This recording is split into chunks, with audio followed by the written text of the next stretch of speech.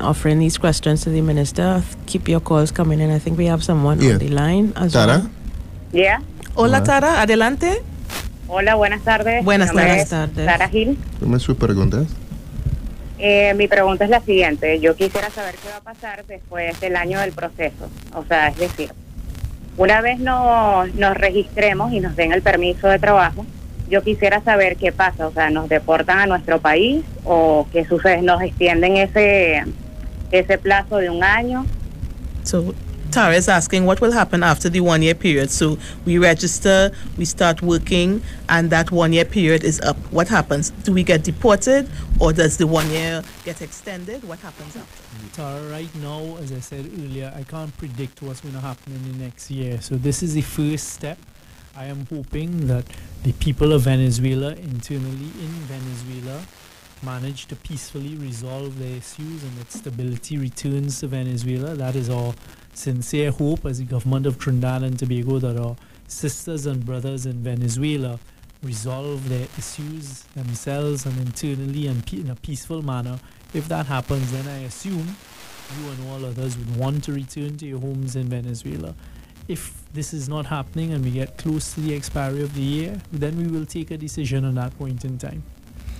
Dice el ministro Tara que él no puede predecir el futuro. Dice que este proceso de registro es el primer paso.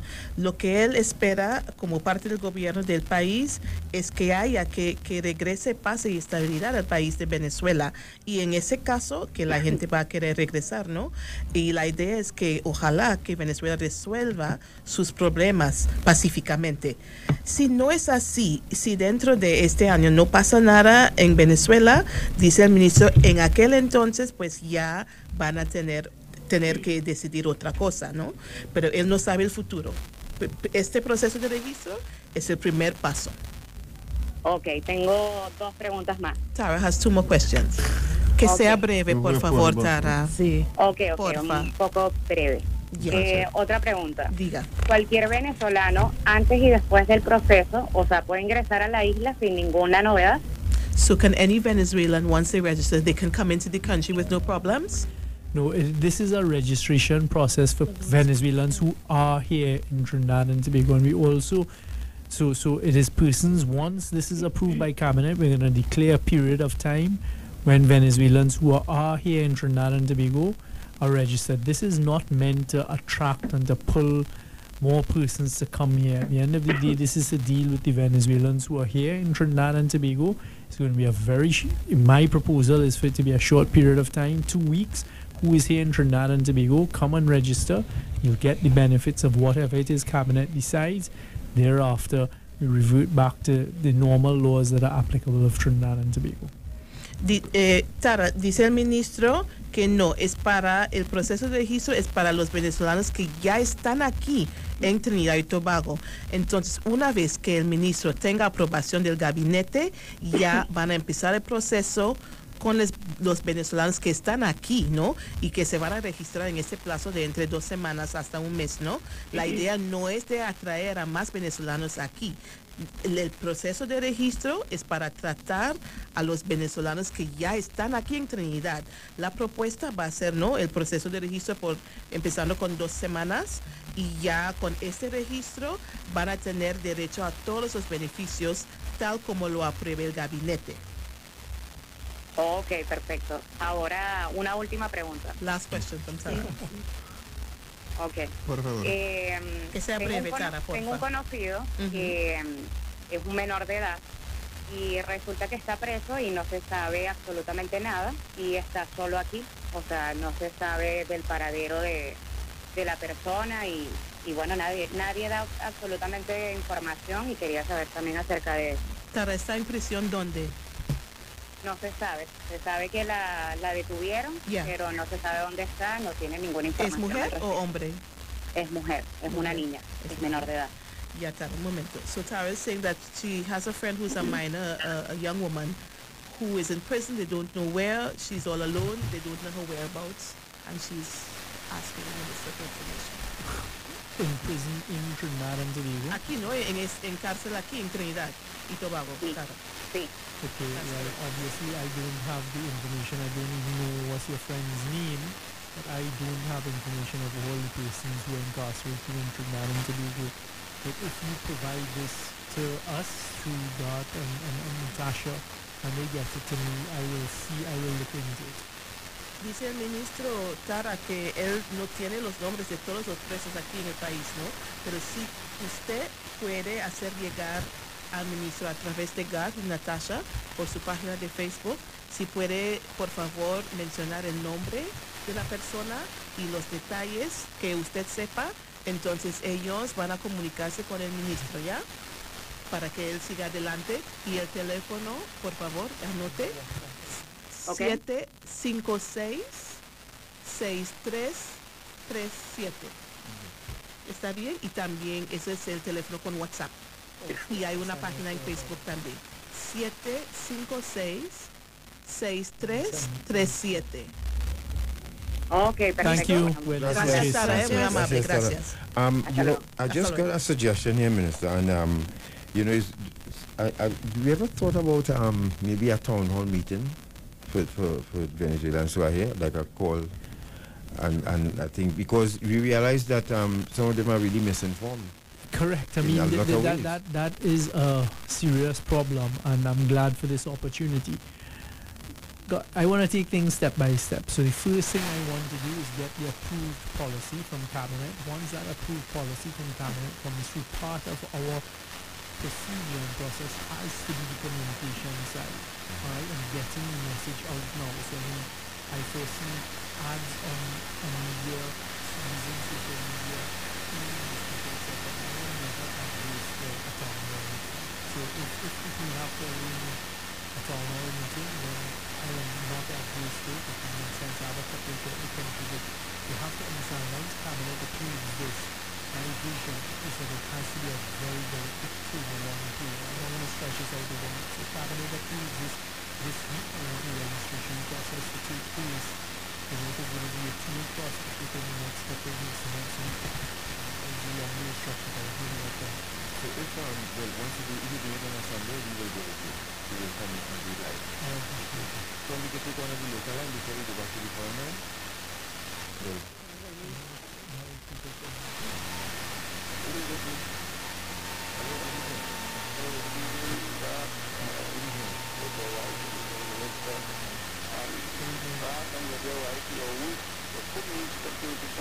If I want to congratulate you and the government for embracing the work done by God and prayer, I independently and real chance to their mission. They're doing tremendous work. So I join with you to congratulate them and get thanked them and to together from them. Yes, I am sure, Minister, that these two organizations could be even more effective in the development of the people of Trinidad and Tobago. I am of the view that the resources to come from reducing the amount of money spent in the transportation of prisoners. And in that light, I would like to ask you, what is the timeline for the commissioning of the various conferences initiative, which in my view will significantly reduce the money spent on the transportation of prisoners, and therefore that money could be directed for the development of the human beings for the country. Excellent question. Two things. One, recently I took a decision to go out for competitive tendering for the transport of prisoners. And I'm always keen to get value for money to the taxpayer. So that process is taking place. The contract came to an end, which is granted a short extension, and then competitive tendering to take place to see if the person can provide. And we could find that the press in the news possible. This is the conferencing court. Unfortunately, that particular project ran into a number of difficulties. I am going to Canada to ask the Canada pass over that project to the judiciary. As is, where is, we'll just hand over the infrastructure that's been built. The judiciary have assured me that they will be able to complete it in the shortest possible time frame. And I agree with you. Once that is up and running, and I'm hoping by the end of this year, it is going to facilitate the more efficient use of court time and result in a reduction of the necessity to transport prisoners in certain instances. All right. So So that explains that. That was a question we wanted to ask you, Minister, about the video conferencing actually, because it is a more efficient way of speeding up, trials and cases. Minister, It's really good. I think you answered this already, but I know you could respond to this. And the person would like, I think you answered this, would like to know what is going on, what is going to happen to Venezuelans who are already here, but they entered illegally.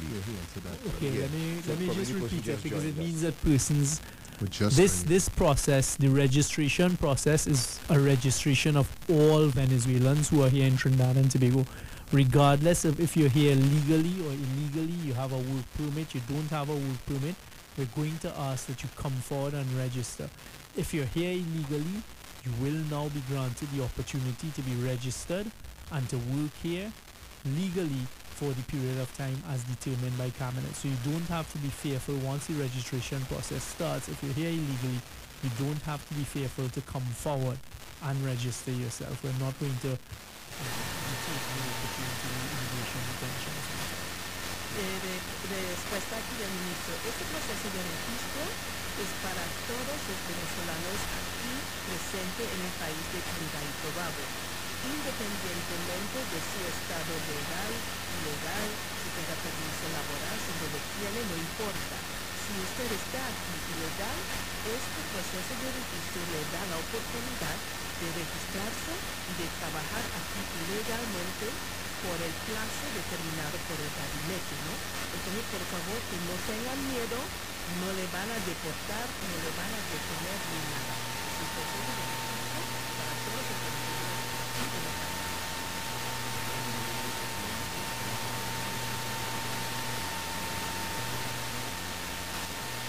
Hola, buenas noches. Hola, señora, buenas noches. No quiero dar mi nombre porque considero que lo más importante es que voy a dar mucha preocupación. Inicialmente quiero comentar que estoy muy agradecida con el ministro por la propuesta que está haciendo. Realmente solamente puedo ver beneficios y cosas positivas para ambas partes, tanto para las personas locales de Trinidad y Tobago como para nosotros los inmigrantes. Quiero comentar que esta es una oportunidad para la integración y porque tenemos que entender que la situación que está sucediendo en Venezuela es una realidad que no podemos ocultar. Y que también quisiera recordar y agregar que nosotros los inmigrantes no solamente venimos para aplicar a ellos, nosotros venimos a aplicar. Recordemos que nosotros somos personas que al vivir en el país estamos consumiendo bienes y servicios, por tanto que es un beneficio para la economía del país. Al pagar renta, al pagar servicios, vamos a la farmacia, al supermercado, vamos a restaurantes, etcétera. Por tanto debe haber un crecimiento del mercado entre mercados que igual va a beneficiar a los comerciantes locales. Cuando nosotros podamos tener el permiso de trabajar y poder invertir el dinero que nosotros estamos generando aquí en el mismo país. Sé que algunas personas comentan con respecto a que de repente hay problemas para obtener dólares producto de los inmigrantes, y realmente considero que si una persona está aquí, se establece, el dinero va a estar gastado aquí en el país. Gracias, señora. Con toda la razón. Minister, the lady is saying that she is very thankful to you for this proposal that you have explained. She only sees positive things coming from it for both locals and for immigrants. She sees it as an opportunity for integration. She says the situation in Venezuela is a reality, something that cannot be hidden. She wishes to remind everyone that the community of immigrants are here to make a contribution, not to take anything away, that if they tap into goods and services, they go to restaurants, pharmacies, supermarkets, and it only redounds to the good of Trinidad and Tobago. When they get this opportunity to work legally, they will be investing money, even though some people may say it leads to problems in obtaining foreign currency because of the immigrants. She's saying, no, the men and women who are here will be spending their money here in the country. And those are excellent points, and I thank you for that explanation with the Honorable Puntos excelentes, señora, dice el ministro, que le felicita y está totalmente de acuerdo con usted. Quisiera agregar una pequeña cosa. Sí, estas políticas ya se han establecido en países que son fronteras con Venezuela, como Colombia, Brasil, para dar un ejemplo de algunos de los países. Y realmente ha funcionado para la integración de ambos países, tanto el país inmigrante como el país de acogida. Y yo no veo por qué no podría funcionar aquí en Trinidad y Tobago. También quiero agregar que sé que se ha desarrollado un estigma en el país acerca de la comunidad latina, con respecto a cuáles son las cosas para que los latinos son buenos, porque ven de repente a las mujeres trabajando solamente en bares o en casinos. Pero hay que recordar que una vez que tengan el permiso de trabajo, esas personas van a tener la oportunidad de mostrar su rostro y ocupar otros espacios donde ellos van a hacer un aporte, incluso en mano de obra o profesional. Gracias, señora. Muy amable. Minister, she's saying that this initiative has worked in other border states with Venezuela, such as Brazil and Colombia, and she sees no reason why it won't work here, because it is an approach, it deals with integration. She mentioned the stigma also faced by the Latin American community, as many of the women are often seen working in bars and casinos. She's saying once this registration process is underway and they have the opportunity to work, that the Latin American community will be able to show their faces and work in all spheres, whether it be in construction or in other professional areas. Thank you very much. I'd like to use this opportunity just to add that once the registration process is over, and even during the registration process and all at this moment in time, we don't want and we discourage people from entering Trinidad and Tobago illegally. You can enter Trinidad and Tobago through legal ports of entry, so we really want to discourage persons from entering Trinidad and Tobago illegally and through illegal ports and illegal means. We have upped our border security, we have increased our border security, and I don't want persons, especially innocent persons, to be taken advantage of when they enter illegally, and persons to encourage them to enter illegally. We are encouraged to enter legally. We're not encouraging persons to come here unnecessarily, but please, if you can get the word out there, if you enter illegally, you are going to be detained. If you have increased our border security, I was just told we picked up 70 illegal immigrants yesterday, and I don't want this continuing. You have the opportunity to enter Trinidad and Tobago legally. Do not allow the corrupting society and the criminal elements of society, both in Trinidad as well as in Venezuela, to encourage you and to take your money and your funds to bring you into Trinidad and Tobago illegally when you can enter legally. Minister, I have a question from the Honorable Minister, Dr. Lopez. I was born in Venezuela, but my parents are Trinidadian. I want to serve voluntary to help Venezuelans with your office, but I have not gotten my citizenship. How can he get an interview? Where can he? I assume you have your application in for your permanent residency and for citizenship. It will run its course, and also assume that you are here and you have a link in it. Or if you said that your parents are Trinidadian, then you have a right under immigration laws for citizenship, so that will be going through the process. There's a lot of application and trying to do it. But I have a question as well from some of your cases as well. One of your cases is after the registration. What happens to the children as well? Can they be integrated into the education system? That is a decision that has to be taken at the end of the day. We're not going to even offer any conversation on that at this stage.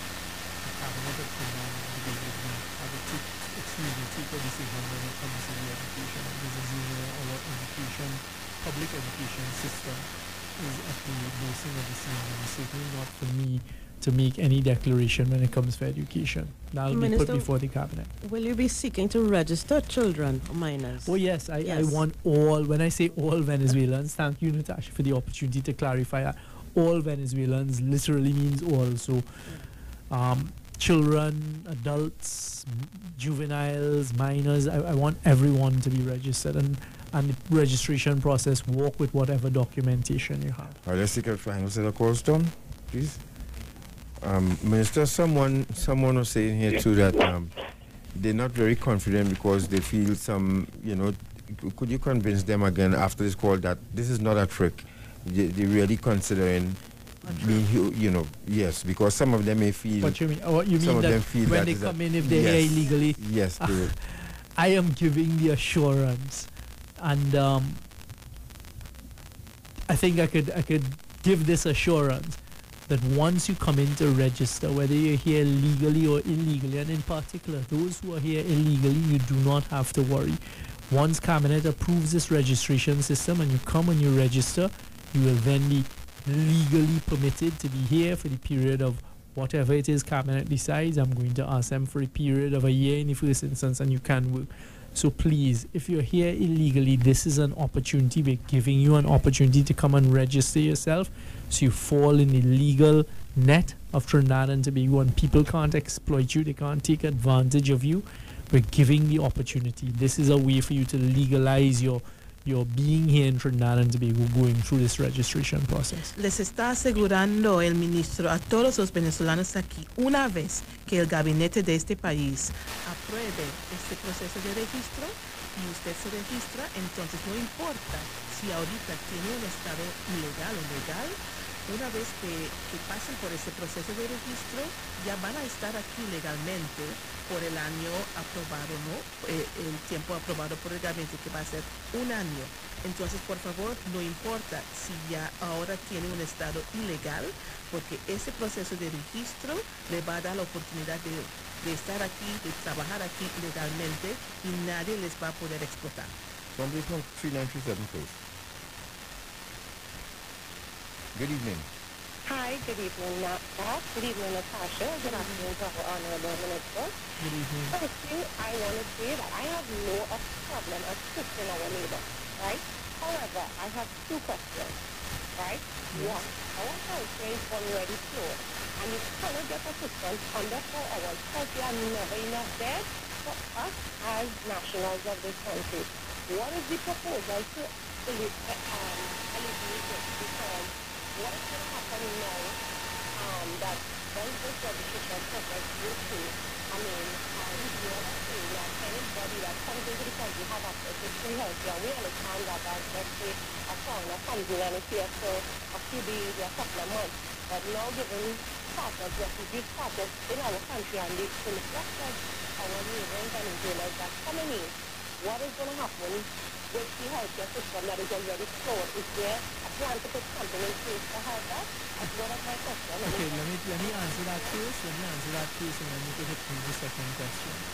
First of all, it's important that we understand that that is the system that currently exists. All right? Secondly, not every Venezuelan that is here is going to be in a healthcare system. So, for example, knock on wood, I can't tell you when last I have been to any healthcare system, any hospital or anything like that. So let us not create any fear and have any unnecessary apprehension that just because we're registering our brothers and sisters from Venezuela, that they're suddenly going to flood the hospitals and our healthcare system. It's only persons who are sick. Yes, there's going to be an addition. That is natural. But as I say, right now, look at the carnival period. For carnival, the statistics I got in Port of Spain on Monday and Tuesday, we had over 400,000 people additional in Port of Spain on those 2 days. It didn't mean that the whole Port of Spain General Hospital system collapsed and that out of those 400,000, they all went to the Port of Spain General.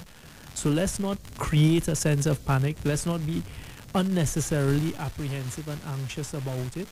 I hear what you're saying. The Minister of Health has been working to alleviate the difficulties we have in our public healthcare system. I believe it has gotten better.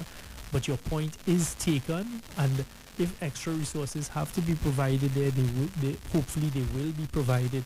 But I'm certainly not foreseeing, and I don't want to call it upon us, that all of a sudden our healthcare or public healthcare facilities are going to be flooded with Venezuelans. I don't think that's going to be happening, because as it stands right now, they're here in Trinidad and Tobago, and they have access to a public health care system. What's your second question? No, you want the next. Sorry. Hello, good evening. Aló, good night. Good night. Mi nombre es Jorman Mendoza. Hola, señor Yo Mendoza. quería hacer una pregunta. Yo no tengo ningún tipo de documentación, solamente la cédula de identidad de mi país. O sea, para nosotros también es el mismo beneficio del registro, podemos trabajar aquí legalmente. ¿De qué país es usted? De Venezuela. Okay. Mr. Mendoza is saying he has the only documentation he has is his national ID. So will he be able to access this? Yes, the answer is yes. We're Is he? asking that whatever identification you have from Venezuela, you bring forward. We don't expect everyone to have all of their documentation, that whatever you have, bring forward, because we are going to go through a verification exercise after we've initially registered you. Sí, señor Mendoza, la documentación que tenga, si usted tiene su cédula, está bien que lleve eso cuando empiece el proceso de registro, ¿sí? ¿Dónde sería el registro? ¿No Where will the tienen dirección registration exacta? be? Mister? All of that, once Cabinet decides, right now I'm going to be proposing to Cabinet, if I remember correctly, there'll be 12 registration points throughout Trinidad and Tobago. Once the decision, remember all of this is premature. I mean, all of this is subject to Cabinet approval. At the end of the day, Cabinet is not a rubber stamp. I'm going to be making proposals to Cabinet. As soon as it is agreed by Cabinet, whatever is agreed, we're going to have a communication drive. We're going to tell the population. We're going to get the word out there what has to happen next. Señor Mendoza, dice el ministro que todo esto está sujeto a la aprobación del gabinete, ¿no? La idea es de contar con 12 puntos de registro por todo el país, pero el gabinete tiene que aprobarlo primero y luego van a empezar con las publicidades y publicidades para informar a la población entera. ¿Está bien? Ok, muchas gracias. A usted. You know what, Minister? Yes. We will have to do a part 2 of this program. I was waiting for you to tell me that. Not a problem. It'll be my pleasure. Yes, because the amount of Hopefully messages... part 2 will be after Cabinet has decided the policy, so we can Yes. then educate Yes. persons. But as you said, we have the counter trafficking unit that we're engaging with, and they have programs planned coming up too as well with the immigration and the commission. So we've been inundated with questions. The Facebook page Facebook is is flooded. only Spanish. flooded with questions and in Spanish. So I really want to thank you very much. It's my pleasure. Thank you. Explain to the listeners, Ayana, that we're going to do a part 2 of the program. Estimados radio oyentes, vamos a tener una segunda parte de este programa para acomodar a todas sus preguntas. Yes, we will be doing a part 2 of the program, maybe part 4. If we have to. One step at a time, guys. One step at a time. But as you heard the minister, he will take everything with that. I'm sure now he appreciates the urgency of from your calls.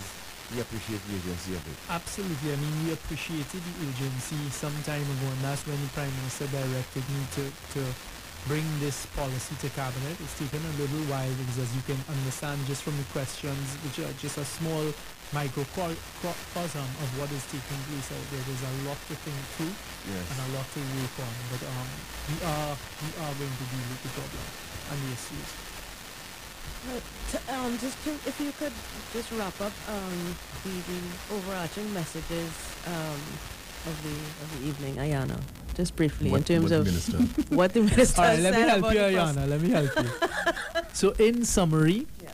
I intend to go to Cabinet asking them to approve a registration process for all Venezuelans, whether you're here legally or illegally.